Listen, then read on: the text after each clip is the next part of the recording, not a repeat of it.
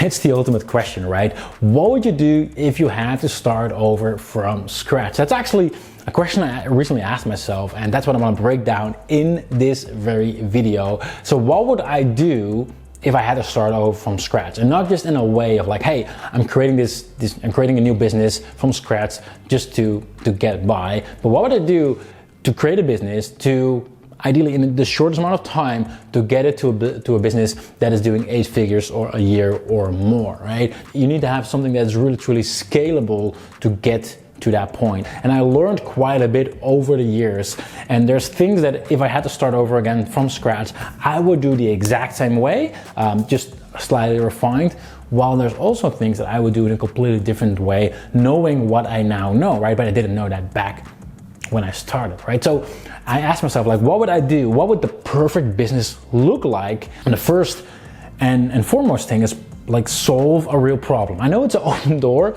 but personally, I started business in the past which didn't really solve a real problem, right? It was a marketing gimmick, and obviously these businesses didn't last. You can be amazed how many businesses there are that actually don't solve a real problem. So that's the first obvious thing: solve a real problem. Make sure the problem is as big as it gets. Like, the bigger the problem is that you solve as a business, the better you'll get paid, basically, right? A good example of that, which I like, it's a bit of a weird analogy, but let's say there's this ship that's been stuck, right? The engine don't work, and they have no clue how to go for it. But like, every day that ship is stuck, it costs them like $1 million a day. So they ask the best of the best, like, who can actually solve this for us, right? And there's this one guy, best of the best, recommended by everyone, and but he's expensive, right? But he solves the problem. He comes over and he said, like, you know, if I can help you guys out, but it's going to cost you, let's say $300,000, right? Like, and I'll get it done today, right? Yeah, sure. Like, whatever you do, solve it, right? And he goes to the ship, grabs his hammer, knocks at the right place, and boom, like, the engine starts running again. It's like, and you know, solve. And they're like, why is that $300,000? Like, it's like $1 for the hammer and $299,999 for the experience to know exactly where to knock. Like, he solved a big problem, even though it was an easy solution, but it was a major problem for them, right? So my point being is, first thing, like, solve a real problem.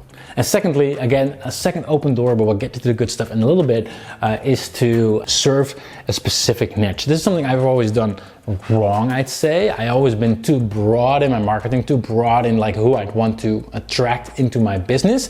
And because of that, like, it's harder to really serve everyone at the highest level, right? Like, don't get me wrong, like, if you're optimizing for one specific niche, it doesn't matter that everyone else is not allowed to buy, like, they can still come in. But because you are fully clear, like, who you're targeting, makes everything easier, makes it easier to scale. There's enough market, there's enough people, but you just have to dare to go for it, right? So those are the two open doors: solve a real problem, and go for a specific niche, a specific segment of the market that you're trying to help out with their problem, right? And then number 3 is make sure you have a unique mechanism in your business. So what is your unique way? Because it's not enough to identify a problem that your target audience has and then just provide a solution. And I'm not sure if you read the book Red Ocean, Blue Ocean, but this is really what sets you apart, and sets you apart from all the competitors, right? Because even if you solve the same problem as all your competitors, but if you have your own unique mechanism,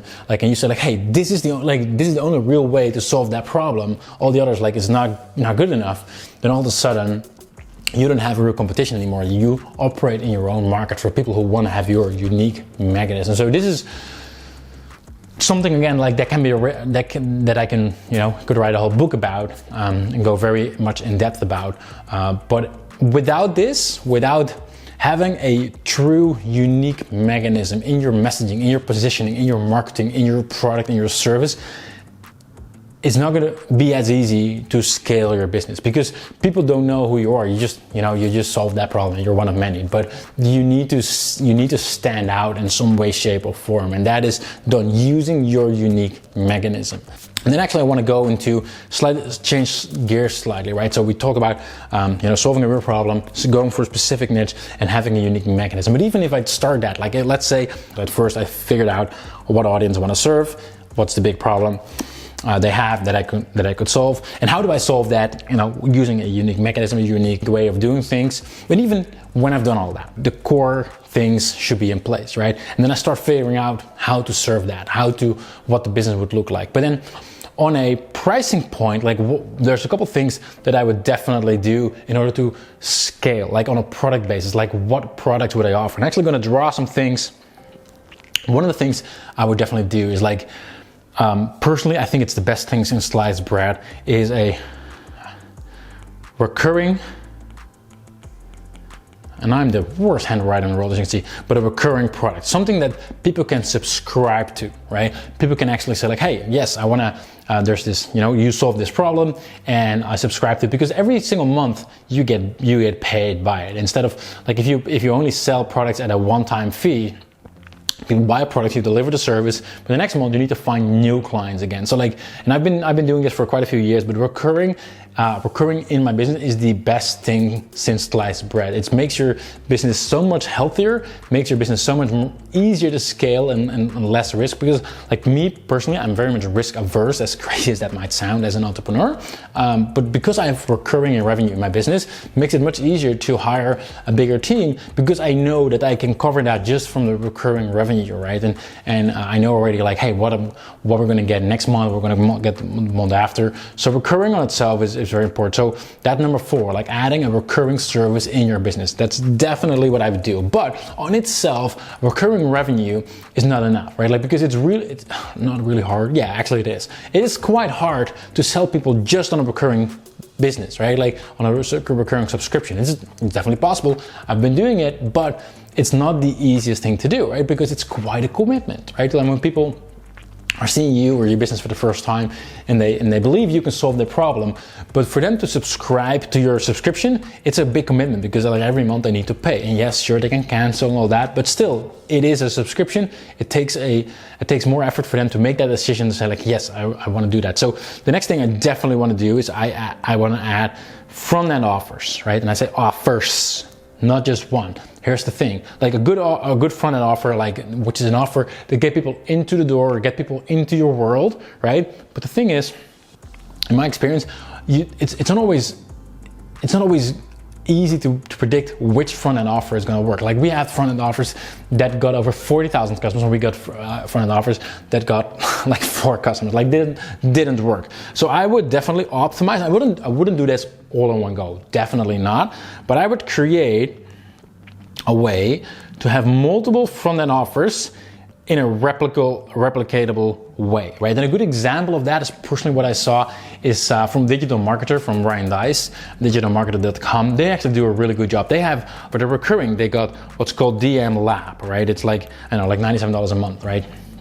But then what they do is actually they hired people to do certain trainings, which they sell separately, right? So like they'll have a training and they sell that separately right here as a front-end offer right after you get upselled into the recurring, right? And then next month or next week or whatever, they have another person doing some kind of a training, right? And they sell that training as a front-end offer, one-time fee, and then boom, they get you into the recurring. And that way, over time, like because they have a repeatable process to create multiple front-end offers, right? That's the key. It's not about reinventing the wheel. They have one thing they sell as a front-end offer, some kind of a training, and every time they just do the same thing, right? They hire a new trainer, they create a sales page for it, they get people into it, right? So they have a repeatable process to create multiple front-end offers, all going into their recurring, right? That's the second thing I would do, right? So first of all, having a recurring part of the business, then having front-end offers to get people into it. However, here's the thing that if I'd had to start over from scratch, I would add to this, right? Because these days, like I believe the fastest way to scale is if you're able to spend money on your clients, right? If you're able to pay more than your competitors would to attract them, right? Whether that is on paid ads, or whether that's to build viral campaigns, or whether that is to build a content team, or whatever it is, as long as you have some money to spend, right? And if your lifetime value of your client, like your average lifetime value, whatever client to you is worth, is not as high as your competitors, it's really hard. Let's say every client of yours is worth on average $300, but your competitor has optimized this thing, and like on average every client is worth $3,000. He's going to win the game, because he's not just going to be able to say like, hey, I make more profit. No. He's able to attract way more clients. Like he's like the difference between that, like so a business who's getting $300 per client, for example, and another one is getting 3,000. That second business is not going to be 10 times bigger. It's probably going to be 100 times or 1,000 times bigger because they're able to attract so many more clients, and they just they have money to spend on ads, for example, right? So the final piece I would definitely add is something that's called high ticket, right? Like what would be the absolute service that you can deliver to your customers? Like how can you solve their problem maybe for them, for example, right? Like maybe your recurring option is like, hey, an option where people can use a subscription to you to solve the problem themselves. But maybe you also offer like, hey, we can do it for you. It's going to be extra, it's going to be more expensive, but then we'll do it for you, all done, no worries. And because of that, people are like the right people are going to be interested, right? So because when you do that, right, when you add a high ticket offer on the back end, so they call it, you'll be able to spend more on acquisition on the front end as well. And this is really what the laydown is of what my ideal business is: multiple front end offers, right? Ideally easily replicatable, so we can easily plug more in. A strong recurring offer, right? Like which you continuously improve and you lower churn and all that. And then a good high ticket offer, because if you have a good high ticket offer and you serve your customers really well at this step and at this step as well, and over time, like a couple % of those are gonna go for your high ticket. Let's say, maybe that would be a $10,000 product. And just to be clear, it's not about the actual price. Like it is, but it isn't, right? So I'm not saying just put something that, and charge $10,000 for it. That would be lame. Like if you charge $10,000, you need to be confident that the value they get is at least 5 times that, like $50,000. Like if you can say like, hey, if you implement this, like if we do this for you, you will make an extra $50,000, then it's a no-brainer to charge $10,000, right? So it's all about, it should be actually legitimately good, right? And that's really what my ideal business would look like, because I know once you have this in place, I know exactly which specific audience I'm targeting, and I solve a big problem for them, like I actually do, right? And I do it in a unique way, and using my own unique mechanism that is, I can use in my ads and my content. Like that's my messaging, that's my positioning about the business, how I would stand out in the market, and that's how people would recognize me. Not about all the other nonsense, but there will be one thing that will be, this is my unique mechanism, and everyone will know that's what we do, right? And then we have front-end offers, multiple, because not everyone in that market is in the exact same phase. So there's multiple offers to get people to basically know, like, and trust us. This is a low ticket offer, not super expensive, but it's easy to just get into where we overwhelm people with value, right? And where we also try to get people into our recurring business, right? Because that is also the lifeblood of our business.